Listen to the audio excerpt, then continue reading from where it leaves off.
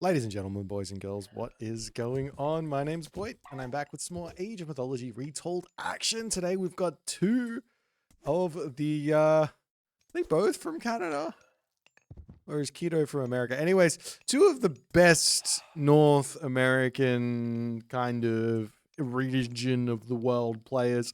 We've got Keto, Severo Jones, Bones Malone playing as Thor, and on the left side of the map, attempting some of the old Egyptian for the first time in a very, very long time. It is Magic.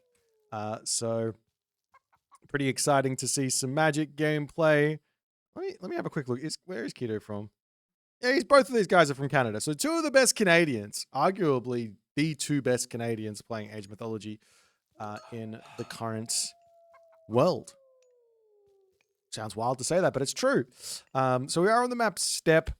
And yeah, I wanted to cast this one just because I haven't watched a Magic game for just a little bit. And when he plays against Keto, there's always a lot of fun things that come from this. And on top of that, he's also playing as Ra, which I think a lot of players want to watch some Ra games and see how things are going to go. And also, I'm personally interested in how Keto approaches the Norse versus Egyptian matchup, because it's always going to be one of those matchups where people go, yeah, Egyptian's not very good, but good versus Norse, right? That's the caveat at the moment, right? Whenever anyone talks about the state of Egyptian. Now, of course, I got a ridiculous amount of bias playing as Egyptian, and I think part of it is just my own knowledge maybe has sort of gone down. All of my ideas about how Egyptian is played in 2026 maybe like not valid anymore, and I'm just not having success. Could be the what's actually going on, and maybe Egyptian is actually quite good at the moment still. I don't know, but regardless, it's not my opinion. It is the opinion of others that this matchup here is going to be pretty playable, if not favored for Ra or for Egyptian. So that's the point. I want to see how Keto's approaching it. Now, one thing that I have been noticing from Norse players is that everyone above 2000 elo with Norse is playing for an early temple, early Hersa, and looking to move around the map and grab these relics. So part of this is a little bit on the what's the word? Is it on the nose? I don't know if that's what I mean. But part of this is just a little bit of chance going in to how much power Norse is actually going to have when going for these sort of early game ideas. For example, if you don't have Chariots of Sibel over here, it's going to be a very, very different game.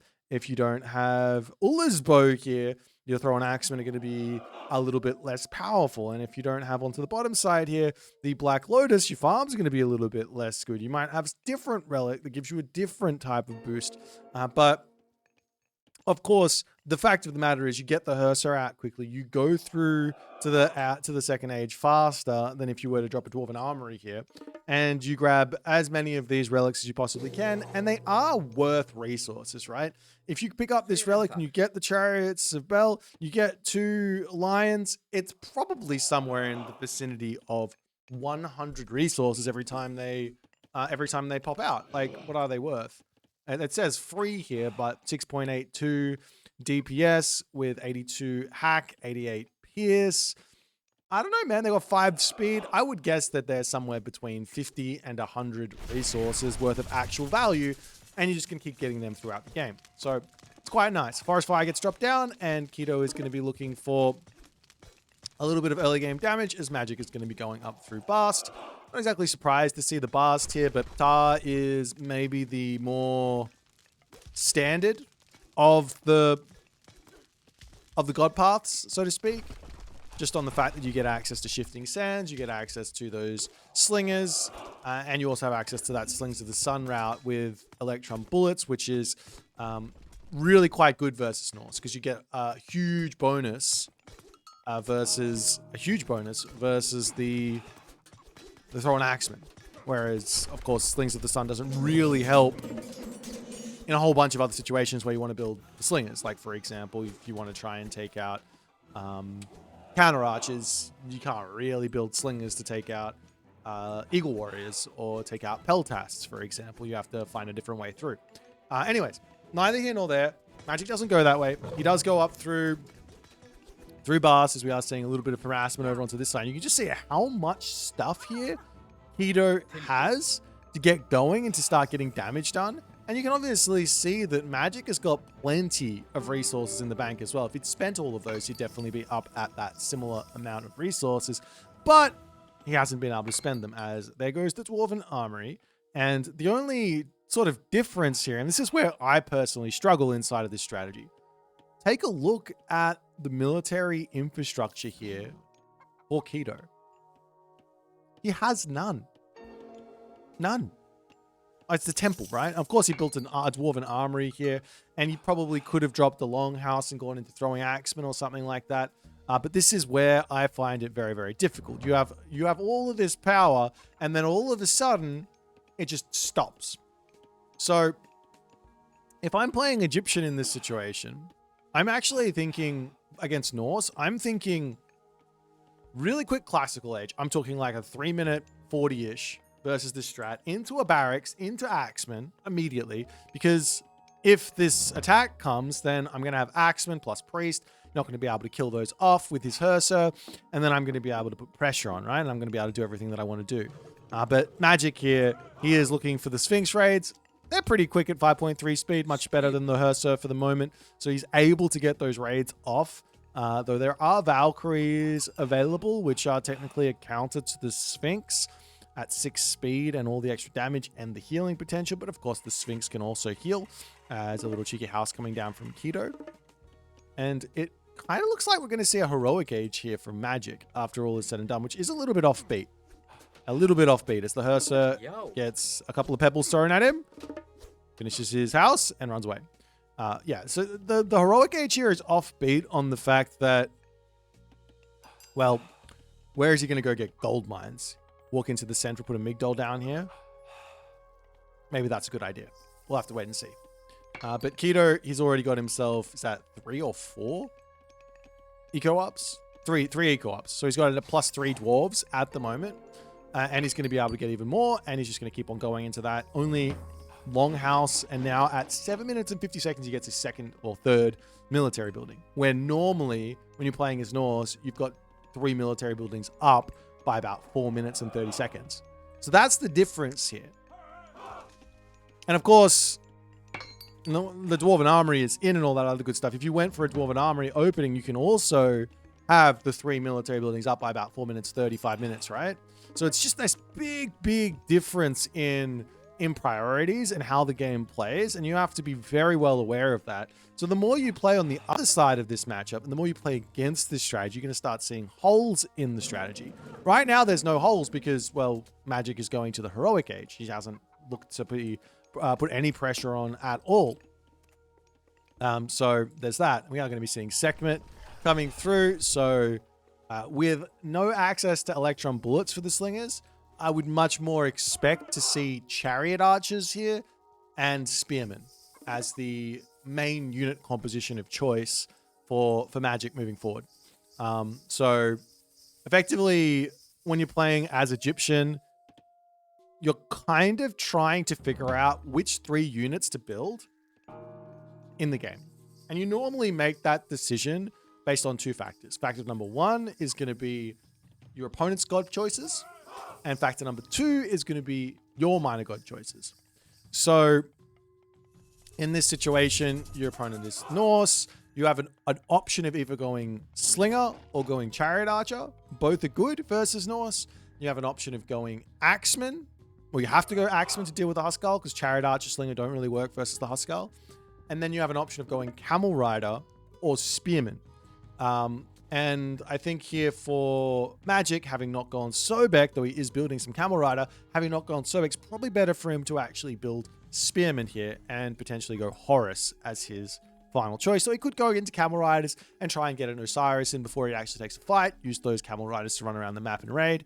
Keto is just setting up more military buildings and getting himself completely set up here. I like this.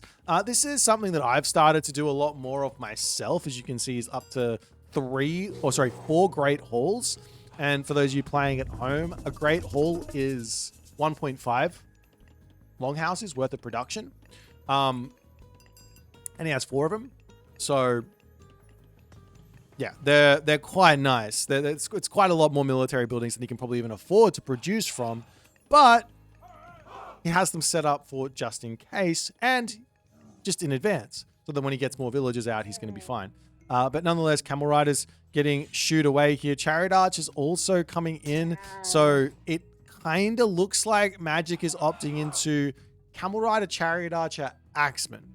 Which I think it's fine because there's no Njord. If there was Njord, you'd probably start worrying.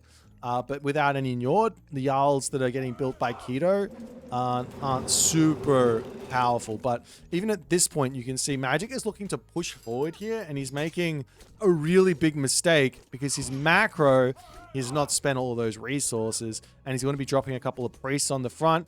Effectively, for Egyptian, you really are not allowed to lose a fight. I've said this a couple of times, but Egyptian kind of reminds me of Legacy Atlantean a little bit, whereby, well, I mean, in Legacy Atlantean, you could lose a fight or two and still win. I guess you can lose a fight or two and still win with the Egyptians, but you can't lose a fight badly with the Egyptians. If you do, then it's just game over. It's lights out for you. You have to win the fights. And the reason you have to win the fights is because you do have the tempo advantage. And that's important. But in this game, watching what's going on, Keto, he isn't behind on tempo in the slightest. He's in the heroic age. He's got himself 2k more military resource value. Magic does have 1100 food in the bank, which cannot be good for him. So if you can spend that or something, it could be good. You've got 67 favor in the bank. Make a bunch of Sphinx here into, not Sphinx, Scarabs with the Crimson Linen into an Eclipse idea after Frost. Kind of his Eclipse idea is kind of being shut down. The Scarab into the main base there tries to take the town center. That gets picked off. Big hits there. These like random raids with Scarabs and with Siege Towers, they're good if they work, and they're really, really bad if they don't. It's one of those risks that you generally don't want to take until your economy is set up. So way back in the day, we used to see a lot more random Siege Tower or Siege split pushes just to try and catch your opponent out. But the better players got, the less you start seeing them early on, and they start becoming like a 25 to 30 minute type idea rather than sort of like a 15 to 20 minute idea. But nonetheless, in comes the fight. Underneath the Migdol strongholds is the Portable Rams going to be bashing this down, and there's just so much more stuff here for Keto, which is pretty shocking. But then again, Magic just didn't have the resource, or didn't have the macro spent. He didn't have the economy spent. And he lost a bunch of stuff throughout the game. And Keto just inched his way into this ridiculous advantage. And I don't think Magic, like I said, you lose one fight in the game for Egyptian is going to be very much difficult. And unfortunately, I think he did just pick the wrong unit comp. I think if he went Spearman here and he went Chariot Archer and he had some Axemen in just in case for Huskarl, or he had the Axemen upgrades coming through and then he can get the Axemen through when he sees the Huskarl, maybe he would have been fine here. But this is a big push here from Keto, and I like watching these games from time to time. You know, someone makes somewhat of a, why don't you see certain things, basically.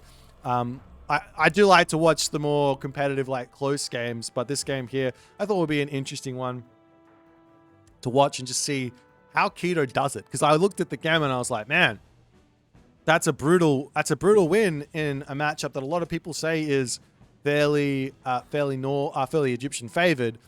So oftentimes it's important to just ignore what people are saying and just go and look at it yourself.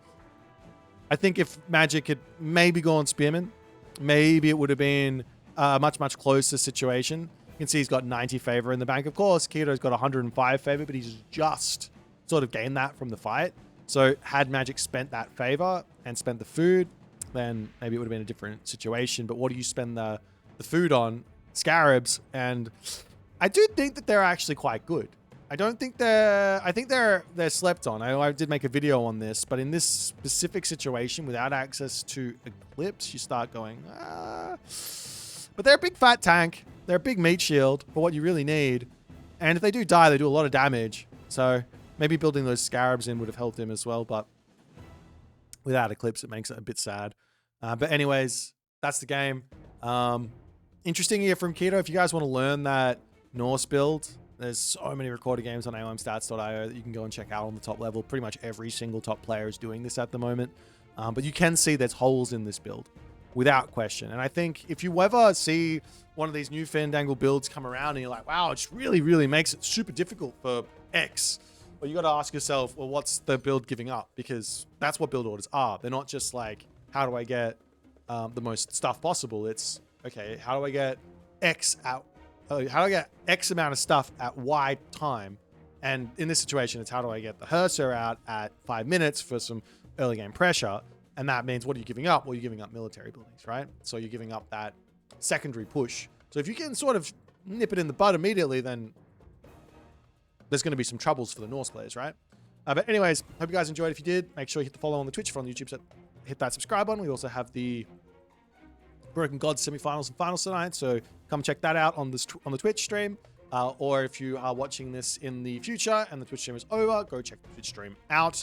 Get all the YouTube live out, and I'll see you in the next one. Bye.